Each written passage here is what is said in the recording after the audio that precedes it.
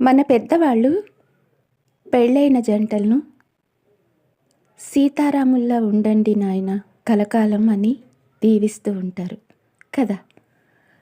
అలాగే నా పెళ్ళైన తర్వాత కూడా మా అమ్మ నాన్నగారు అలాగే దీవించారు సీతారాముల్లాగా ఉండమని.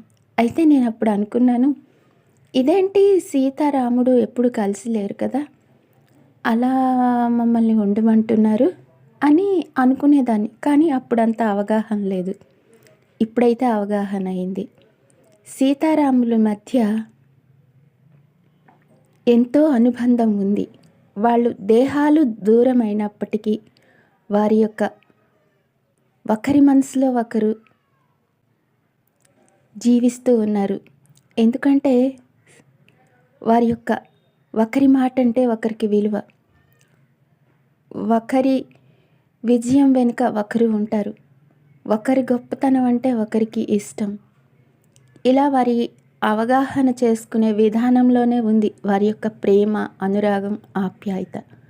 ఇలా దేహాలు రెండైనా వారి యొక్క మనస్థితి ఒకటే, వారి యొక్క ఆత్మిక శక్తి ఒకటే.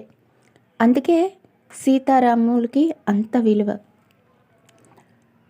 లంకలో సీత ఉన్నప్పటికీ అగ్ని పరీక్ష రాముని కోసం కాదు, ఆమె యొక్క వ్యక్తిత్వాన్ని ఈ సమాజానికి తెలిపేందుకే రాముడు అలా అగ్ని పరీక్ష పెట్టాడు. ఎప్పుడైనా ఒక భార్య ఉన్నతమైన విజయం కోసం ఒక భర్త కృషి చేయాలి. ఒక భర్త ఉన్నతమైన విజయం కోసం భార్య కృషి చేయాలి. అప్పుడే అందులోనే వారి యొక్క జీవన గమనం అందంగా ఉంటుంది. వారు 24 గంటలు కలిసి ఉండాల్సిన పని లేదు.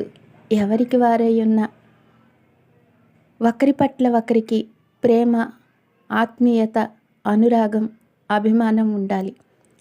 అలా జీవించారు కనుకే సీతారాములు రాముణ్ణి విడిచి సీత వెళ్ళేటప్పుడు